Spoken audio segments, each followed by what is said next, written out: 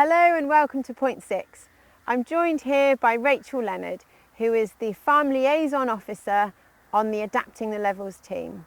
She's fantastic at that job because she also has been a farmer for the last 20 years.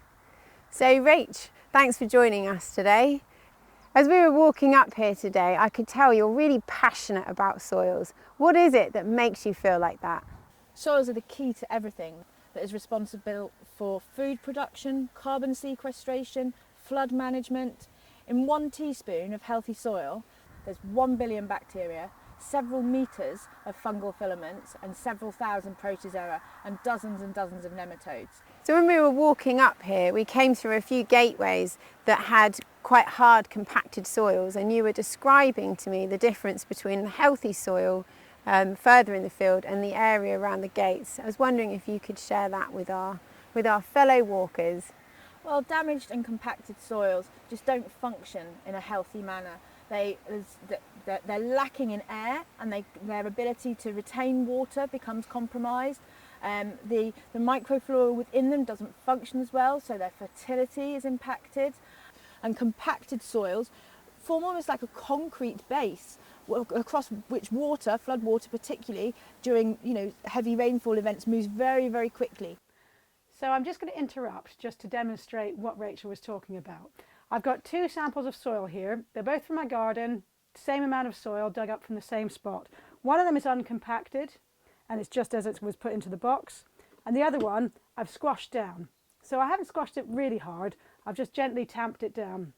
And I'm going to pour the same amount of water on each of these soil samples, and you can see how much of a difference that compaction makes. So I'm going to pour them on at the same time, same amount of water, and straight away you can see that the soil in the compacted box is draining away much slower than the soil in the other box. Now there's holes in the bottom of these boxes, exactly the same amount of holes, but you can see how much of a difference it makes to the absorption of rainwater when we have got soil that is healthy and acts like that sponge, is able to take that flood water. So if you can imagine this water running down a slope, then the water on that compacted soil will be running down much faster in much greater quantity than the water on that uncompacted soil. So you can see why soil is such a key part of natural flood management. We've talked a lot about soils on farms, but how important is soil to the rest of the general population? Our farmers and land managers have a huge part to play in climate change and adaptation to sort of changing global temperatures. As custodians and land managers of everything we see around us, it falls to them to make sure that they are delivering the best possible outcomes from a climate change perspective. This soil and this ground and this grass underneath us is such a huge sort of sequester of carbon. It's a massive carbon sink, even more so than the trees. Sort of people think that the trees are obviously have a very big part to play, but with such a diverse landscape around us, with different crop covers, whether it's permanent pasture, they've all got their place and it all sequesters carbon, and we've got to look at how we keep that carbon in the earth. We're not letting it out when we're moving soil around and breaking down soil quality, but we're trapping it in. So soils have got a huge part to play in that going forward, as have the people that manage those soils.